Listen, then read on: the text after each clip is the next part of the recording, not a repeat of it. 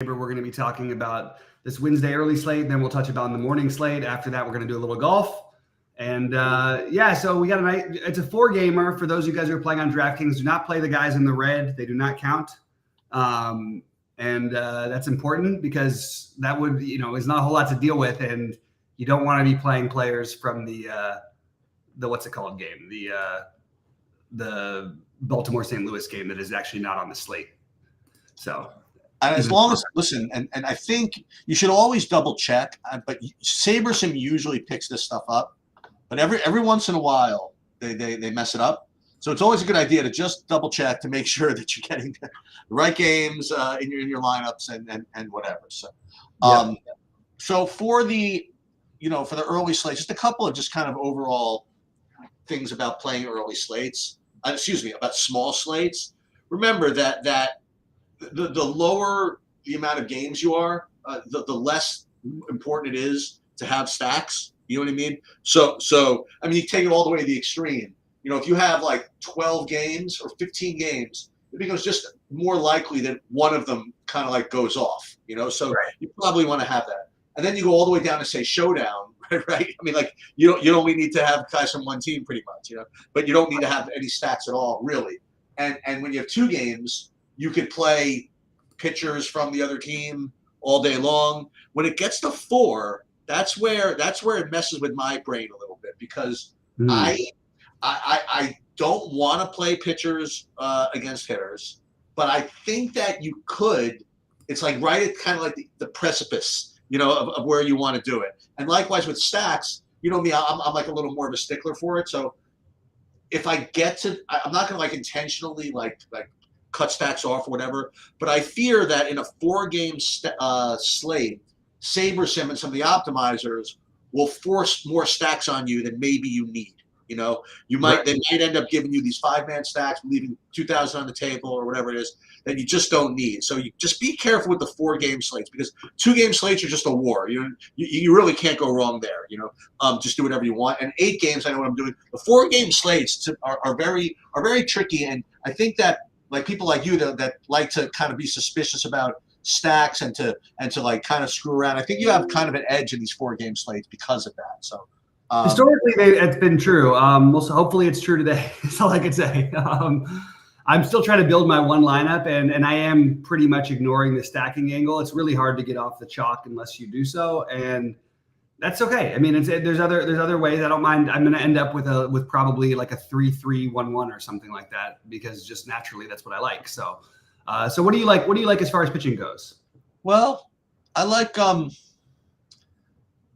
Hunter Brown. And then, I mean, obviously Scooble has all the upside or whatever, but I'm also getting some of the a good amount of the Jake Irvin and also Tristan McKenzie. Like those are my highest owned. I basically have all 4 of those pretty much the same: Hunter Brown, Jake Irvin, Tariq Scooble, and Tristan McKenzie. And just the other guys just a little bit lower. But I have to say that I have, there are 8 pitchers on the slate. If I play a bunch of lines, you could get to whichever ones you want, really. You can make cases for all these guys. Like Cole Reagans, obviously, he has an unlimited ceiling in this spot, like to say the least. Right. So I have no problem if you could get to like Scooble Reagans, it's possible that those 2 outscore the rest of your lineups. It's very possible that you get 35 out of both those guys. So I don't know how are you playing this? To me, the Hunter Brown's price just looks a little bit too silly to pass up. What do you think about all this? Yeah, I'm going to do it, even though I keep literally that's been the downfall of my last few days is just playing pitchers against the Angels. But it happens. So and right on cue, Travis Duarte coming in saying, "What do you think of an Angel stack today?" I actually think that if you're going to stack, that's probably the most logical thing you do, right? Like it's one way to get a little bit lower ownership. But at the same time, it doesn't mean I'm not going to play Hunter Brown. We're just talking DK. No, DK is only 4 games. It's only 4 games. Ignore that 5th game in there. That there was a reason all the players are red. Whenever all the players are red, that doesn't count. Just want to make that part clear. Sorry, Sheets. So no. So I mean, I'm just telling you that SaberSim has been the aura of SaberSim. If SaberSim were a person, he would have been. They've been literally like raking in like the money in the last couple of days because all they've been doing is just mass stacking. As I've gone over it, I've done these builds, right? Mass stacking against the top pitcher, and the top pitcher's been getting smoked like every single day. Right. Like the Angels, like got after what's his name, like you were just talking about, Franmir Valdez. And then if you didn't like any of that, like if you didn't feel like doing that, Washington was the next highest performing of the day, going against the second best pitcher on the slate. You know,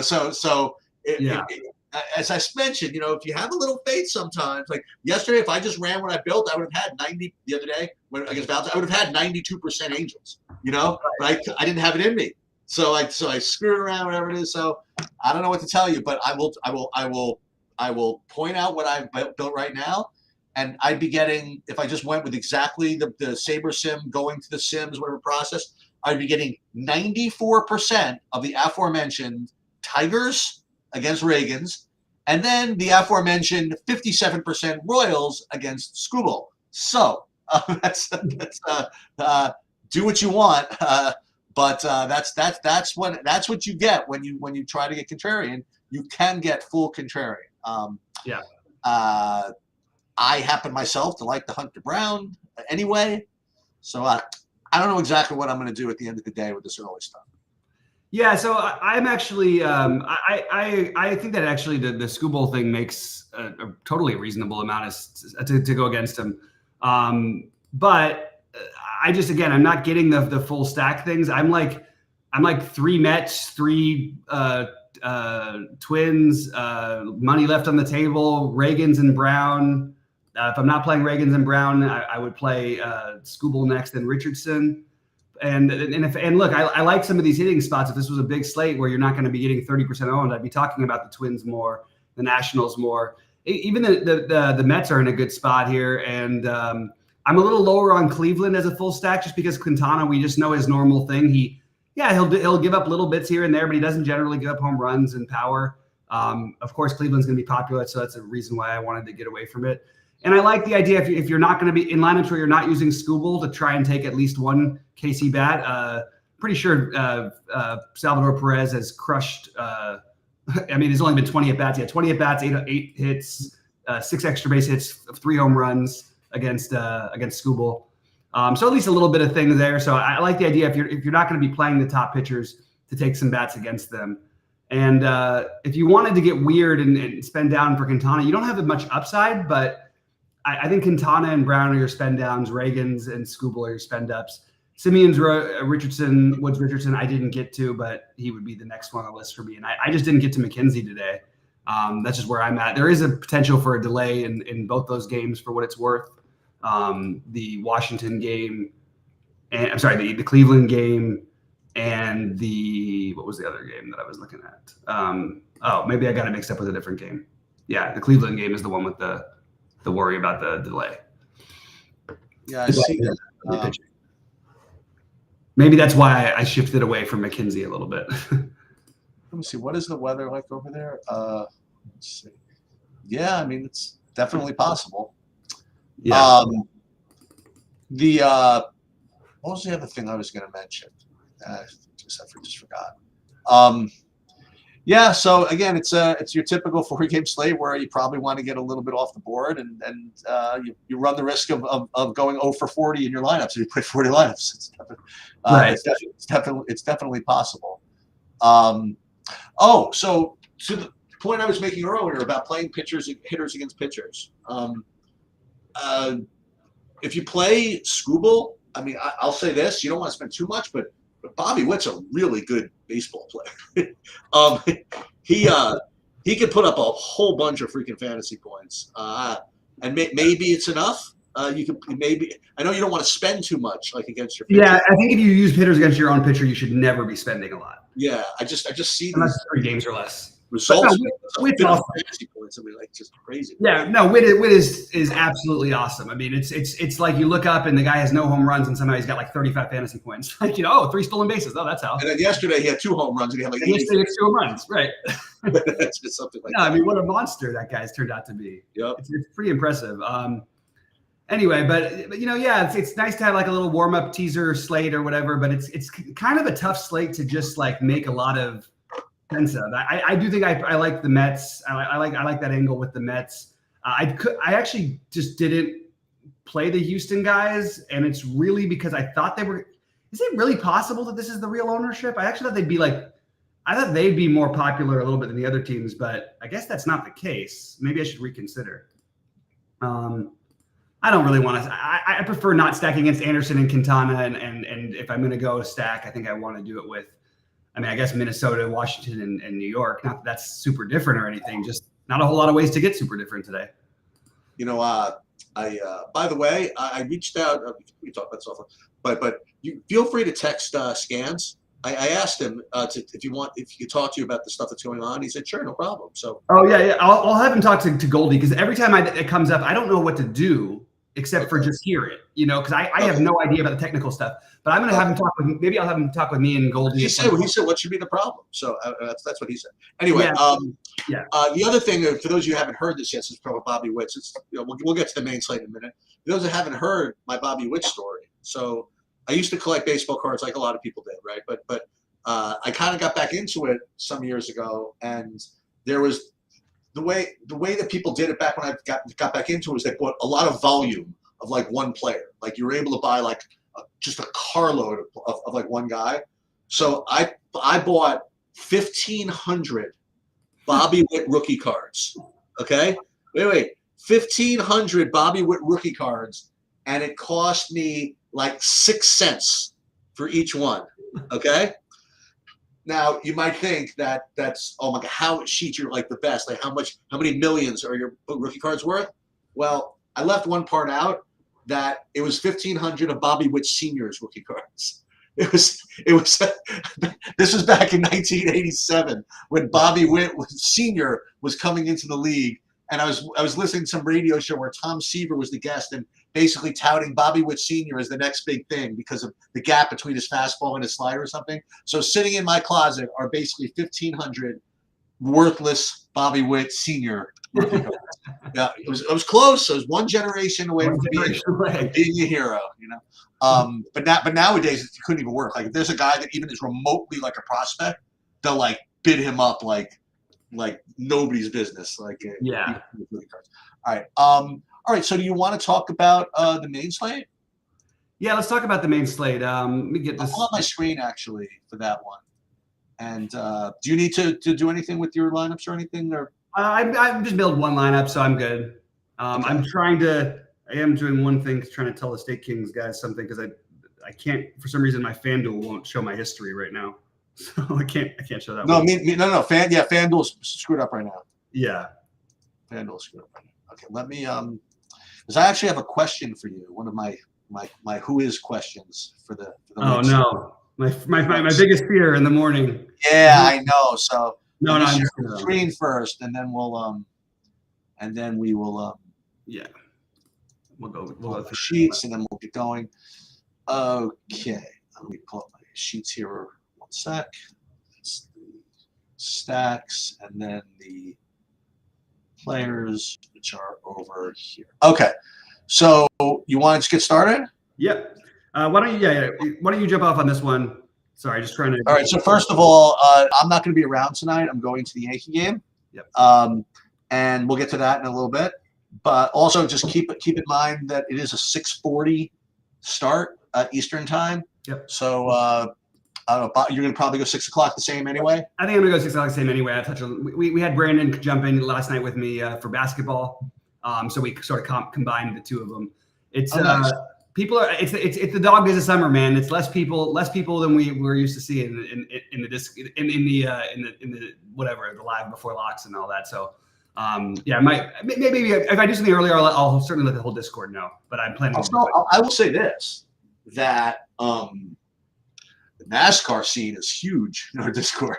No, it's huge. Yeah. Even that got a little bit quieter compared to where it was. Just lately, I just noticed all across the industry. You know what it is. You know what it is. I have to say that it's because people knew that I wasn't going to be around for the NASCAR breakdown.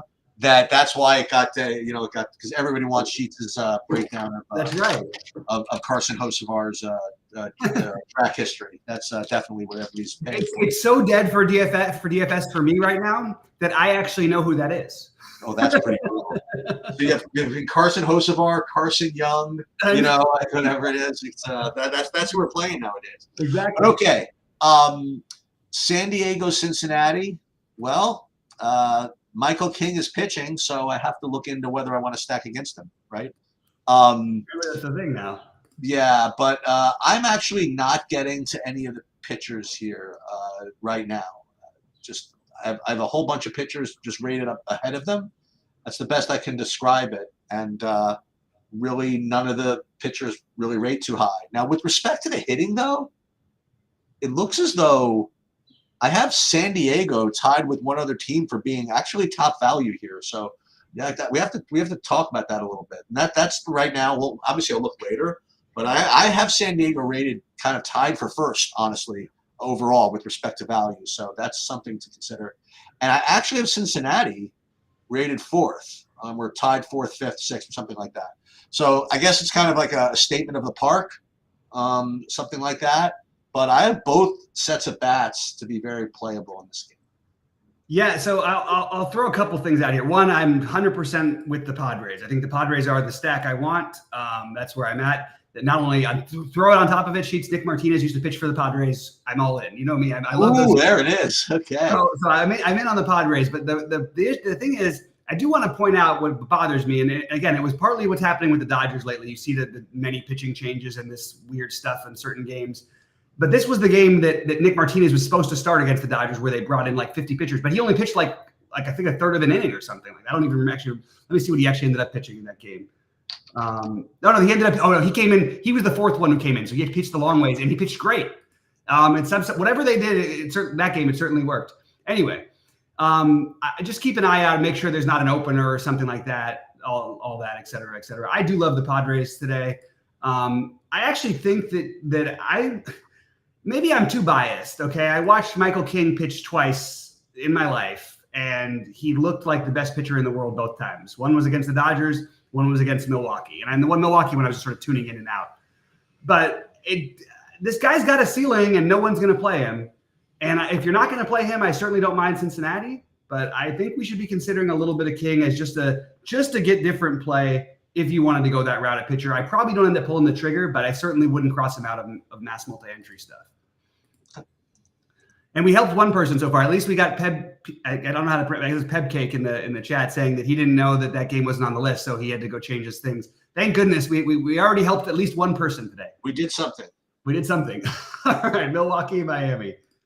Milwaukee, Miami. Actually, these are two of my top four owned pitchers right now. If I had to go right now, so both Peralta and Luzardo, and I imagined as a result, I shouldn't say that. I was about to say as a result, I'm not getting the hitting, but I might anyway. But no, I'm not currently getting any of the hitting. So I do have both these pitchers as two of my top four pitchers overall. And yeah. Yeah, I'm on the same page with you. I think like every time I think Luzardo like turned the corner, because I really thought this guy was going to be great, and he still might be. Like he's young. I mean, but and then he'll sort of like have these starts where he looks just completely like he can't find the plate and totally lost. And then, he walks 5 guys in 4 innings. But then he comes back and he looks like a king. I think he's closer to the awesome than he is the other. So he's pitching at home. I like both these pitchers quite a bit, obviously different price points, but they're both staples for me. And no hitting for me in this game. San Francisco against Pittsburgh, and it looks as though Blake Snell is back. I can't imagine him having any kind of a leash that would make me want to play him. So I'm off of that. Jared Jones, that's an interesting one. I don't have him currently as one of my top owned guys, but he certainly can do stuff. So I'll let you talk about that. It just seems though there's just better options, better expensive options, honestly. I mean, he's 9,600. It's not exactly a great price. So I'm probably going to be off of both sides of this, and I'm also going to probably be off of both sides of the hit. Yeah, so this, I guess, I hate to be kind of in agreement on everything. The one thing I'd throw out there is that the ownership should be pretty low on both these guys, the pitchers. And I understand the thinking with Snell. I'm not sure that they wouldn't give him a leash. Yeah. I know that it was the injury, and they're saying this and that. I think it was a little bit saving face because he'd been like absolutely just like the worst guy in baseball in his first couple starts. So I really do think that he might have more of a leash. And as always, Vegas always loves Blake Snell, so you're not going to get a total against him. So I was trying to think, like, is there something funny to do with this game? I think my favorite thing would be to maybe just take a shot on one of these pitchers again, just sort of fitting in the Michael King play. Would be Blake Snell for me. Look, it's probably not the optimal thing to do, but when I cross him off of a list where I'm playing 150, no, I'll probably play 10% of them or something. And I think the same thing is true for Jared Jones. He's got good stuff, man. If you haven't seen him before, which the Giants have not, I think. Well, let me put it that way. I don't believe they've seen him before. I think that it's a reasonable play. So on my list, but nothing that looks like a priority of any kind in this game. Just everybody just the pitchers that I'm definitely open to considering. Yeah. And then we get an interesting Texas at Philly game that I had to do a double take because I thought we'd have like a 10.5, 11 run total for this game. Maybe I'm missing something. What do you like in this Texas Philly? I don't know. I like Texas. No, I mean, I have them. I have 3 teams I have more than anybody else, and Texas is one of them. I have like 25% of them. So, yeah, I got no problem with that. I don't know what anybody's issue would be with doing that. I'm also getting some of Philadelphia. I know that you don't like to attack Dunning as much as I do. I'm not too worried about that. So I'll probably end up playing both teams, but Texas is clearly my favorite of the two, and I'm not going to play any of the pitching. Yeah, one thing is Dunning does give up home runs. It's worth like taking shots against him. It's not even that I don't want to attack him. It's just that when he's like the chalky stack against him, it doesn't feel right exactly because he's been fairly efficient, and even when he like gets hit a little bit, he's still okay. Like he's not like been a bad a guy who gets like just goes out there and gets lit up a bunch of times. It's really just not been who he's been. But it's Philly. It's a very different type of team. I probably have a little too much respect. Well, I don't know if I have too much respect. They're the best record in the National League still, or right there. I actually haven't updated my standings, but I don't understand why Texas I really thought Texas in this spot, and I've always been I used to be the guy that, hey, Taijuan Walker went like a full year without giving up a home run basically. And now he just gives up home runs all the time. His walks aren't as bad as they have been at times, but I mean, I think that Texas, I would have thought Texas had a monster total here, and they really don't. So Texas is probably right with San Diego as 1 and 1A of the teams we've talked about. And I think Philly is definitely in play as well, but I just have them a little bit lower. I'm honestly very surprised that Philadelphia is the favorite in this game. And I would have thought Texas would have been, and I would have thought that this would have had like an 11 total because it's 82 degrees with 10-mile-an-hour winds blowing out to center in Philly. So it's a stadium upgrade for Texas. Philly kills the ball at home, and you've got 2 very average pitchers on the mound, or one especially in Taijuan Walker, and then Dane Dunning, who's I think maybe a tiny bit better. But man, I think I'm really into the Texas side of this. So it just surprises me that Philly is projected currently to be higher owned. I really don't understand that. I don't get that at all. Yeah, Boston, Tampa Bay for me. For you, sorry. Go ahead.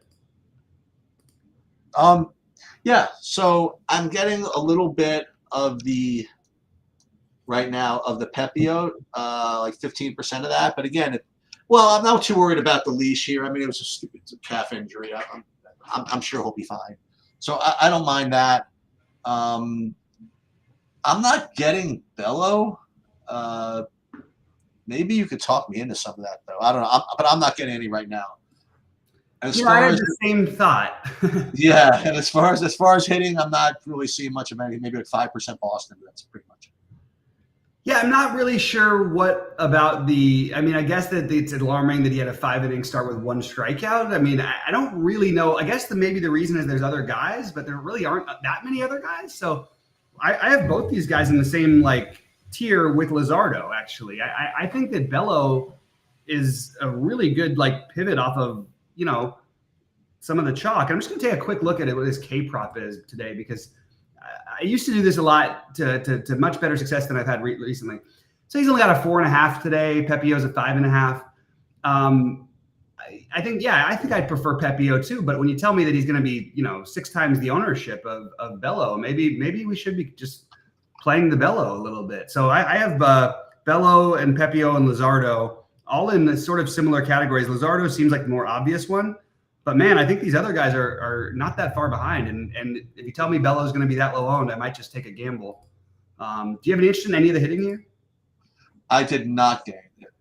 I didn't get to it either. If I did, I don't mind like just the Brandon Lowe's price, and I think he's going to bounce back.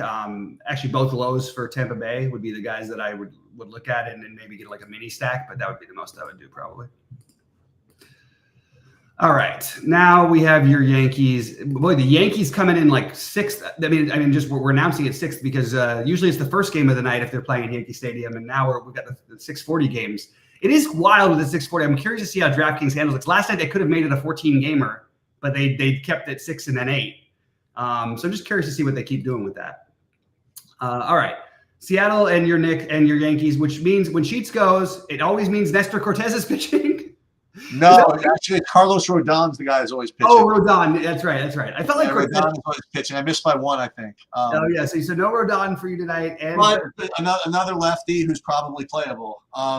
So 9,300 ain't cheap, but you got the right team for it, you know. So when I did my current runs, I actually, for whatever reason, didn't have a I don't know why, but I didn't have a projection on Nestor Cortez, so I just had to rerun it and see if that changes anything.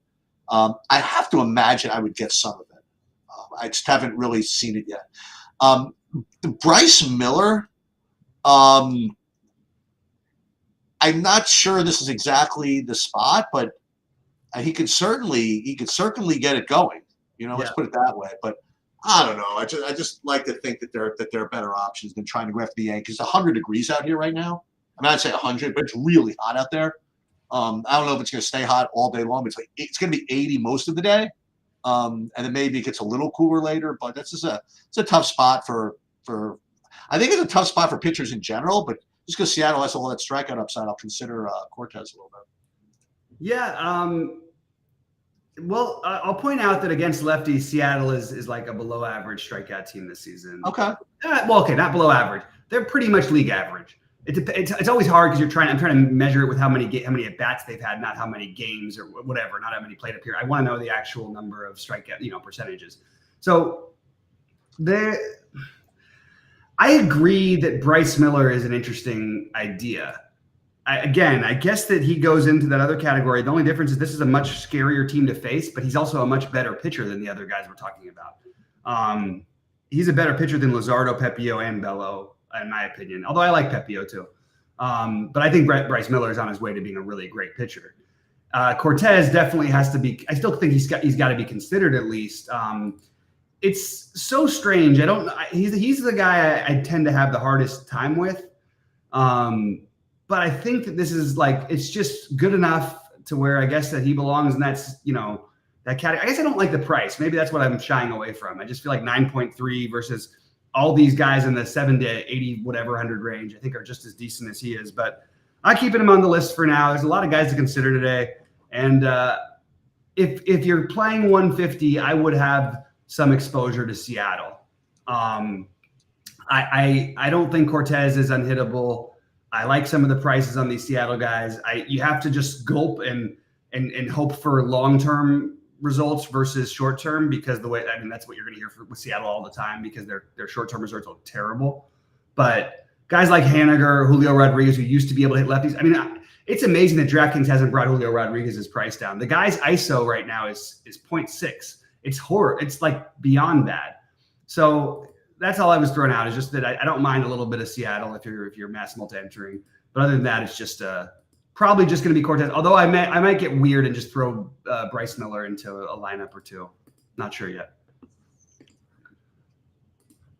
Is it worth the gamble on this side? That's what I can't figure out. Maybe it is. All right, White Sox and Toronto.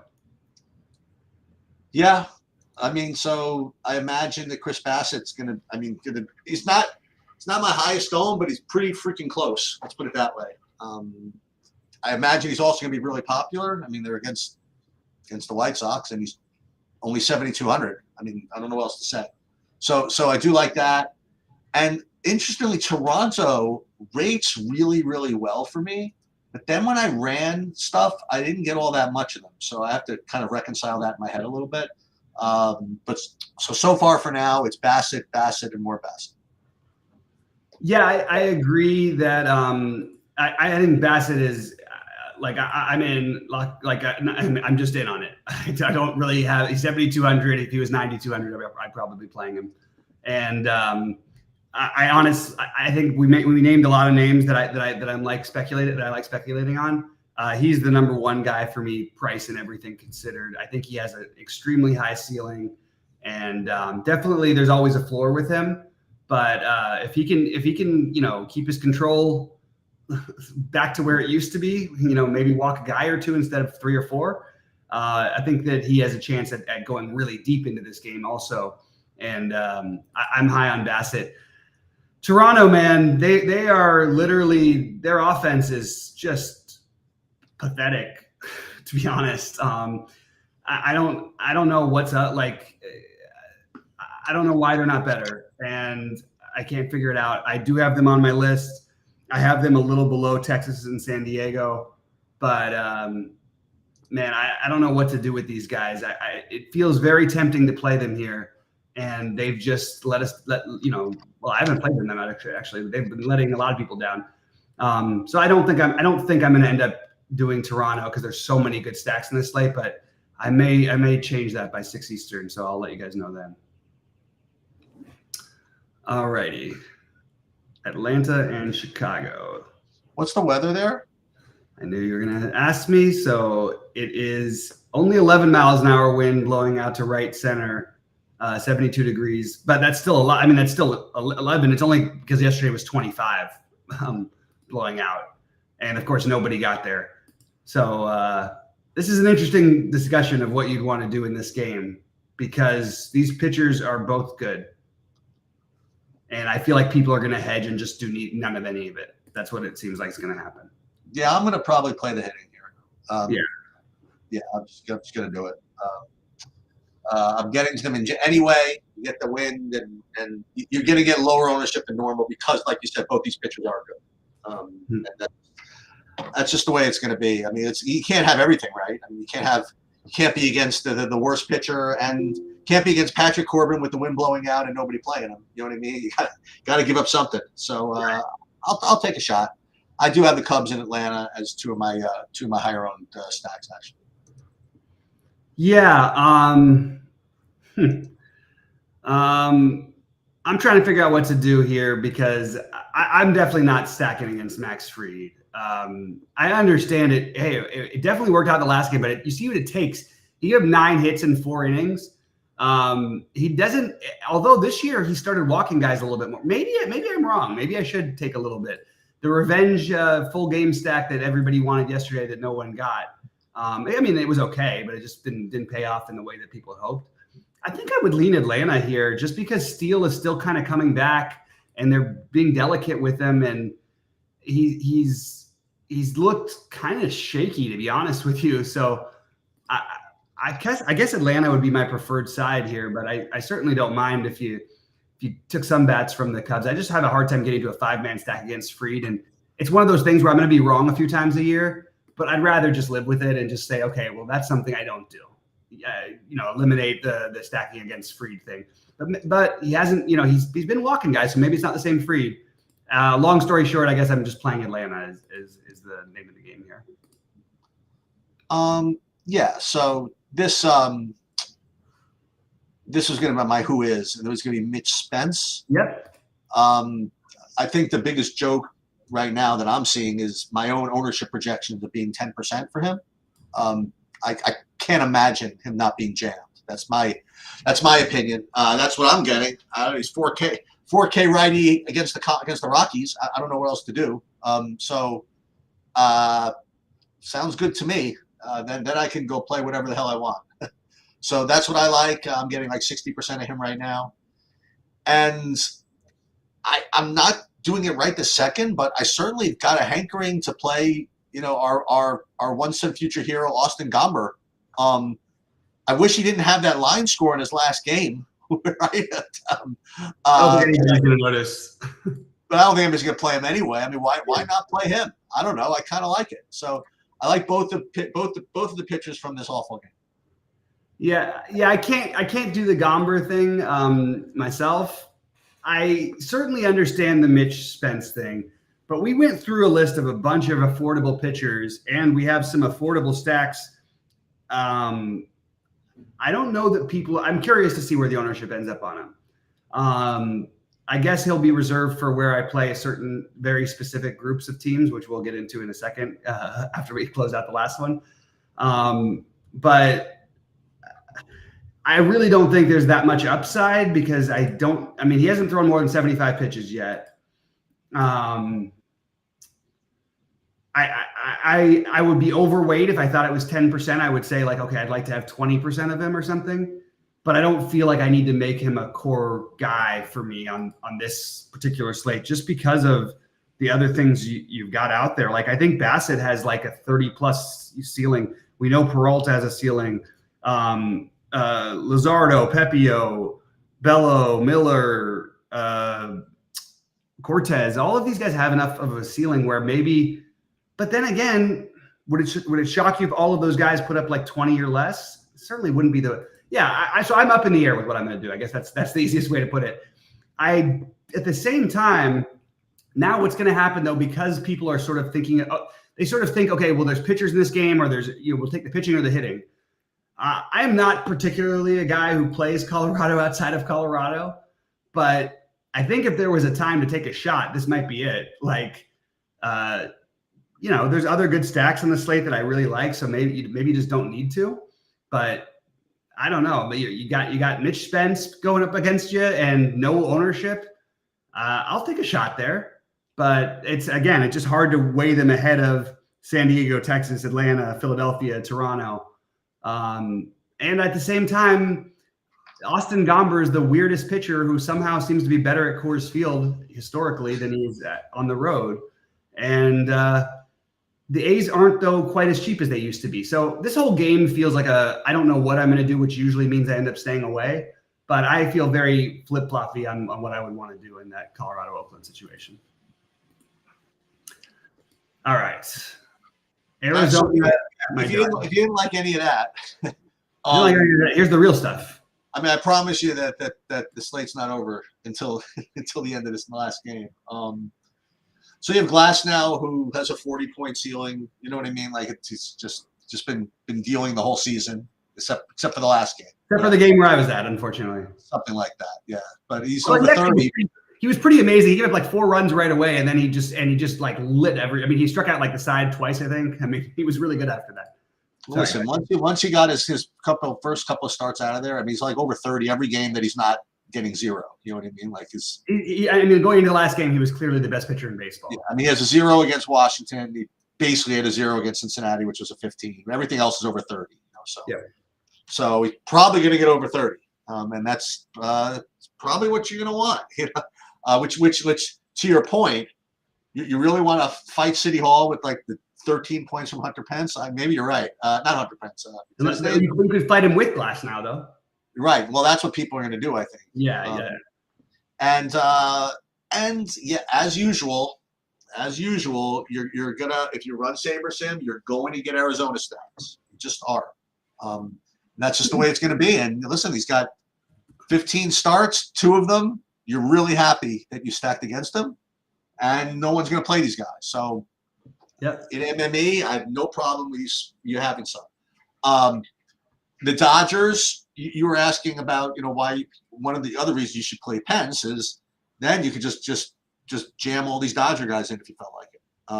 And that certainly makes a lot of sense. So I definitely like the Dodgers. I don't know which ones I like more, the Dodgers or the Braves. That's the thing. I know that steal's tough, but you get the Braves with the favorable wind conditions. That's kind of badass, you know. So I'm between those two as which ones I want to, you know, forget about price and just pay up for whatever with my Pence lineups or whatever. But I definitely like the Dodgers. Yeah. So I just want to throw out that this is one of the, this might be the coldest game at Dodger Stadium this year so far. Oh, I don't know what's going on. How come we 73? No, it's 60. But oh, we wow. have, no, but we literally every day I look at the weather for everything because we're doing this stuff every day, and I'm looking, it's 25 degrees, 30 degrees hotter like across the country than it is here. It's like tapping into the 60s, like where it's there in Santa Barbara. And it's been like this for a while. We had 1 week where it was like 85 every day, and every other day it's been like, for us, cold, which is like 60, and it's 60. So 10-mile-an-hour winds blowing out to center, pretty much standard for Dodger Stadium. As always, I'll just point out they've like never gotten a hit off Reed Nelson in their life. It's only been 22 plate appearances, and they are 1 for 22. That doesn't mean anything, of course. They should theoretically just completely smash this guy. I don't know what Arizona is going to do in terms of their bullpen usage, but I mean, look, it's a great stack. I say it every night, and yet again, they're not going to be, as a stack wise, you're not going to get like 10% ownership on more than a guy or two, which is probably Shohei and Mookie. So yeah, I have the Dodgers right there with I have San Diego, Texas for some reason a little bit ahead of Atlanta and LA. But I like all 4 of them. And I think that Philadelphia and Toronto make a lot of sense. But I do think San Diego, Texas is sort of where I'm making my biggest decisions here today, that I want to get those teams. And then pitching wise, I think Bassett and Glasnow are my 2 most likely going to be in my highest buy-in tournament, whatever that may be. And I feel pretty good about it. I like, after that, I like Peralta and Cortez on the high end, Luzardo, this is in order, Luzardo, Pepio, Bello, Miller, then the kid who's 4K, Mitch Spence. But yeah, there's certainly a lot of ways to build in for a smaller, not a small slate, I guess, but there's a lot of ways to go on this slate. Chiefs, did you have any priorities or so, anything you want to throw out there based on what I said? Like, is there a stack that I didn't mention that you like? I guess everything is just contrarian. You know, everything is like Milwaukee against Luzardo. You know, like Arizona against Glasnow. You know, it's like. But don't you think that's maybe too much when there's so many good spots? Yeah. So I'm probably getting up just playing Atlanta or something like that. See, I say that with it. Meanwhile, the team with the lowest total the last 2 days has scored like what? They scored like 9 and 8 runs or whatever back to back. It's crazy out there. You know what I mean? It's just you have to just have some vision. You know what I mean? Like you have to don't worry about what you think is going to happen. Just look at what always happens. And that's not what you think is going to happen. So that's absolutely that's the way it is. All right, guys. Speaking of which, we got to talk about golf. I'm excited to talk about some golf this week. Do it. It's got, we don't have as many speculations as we did last week of things, but I guess in the last 2 weeks, but it's going to be pretty funny.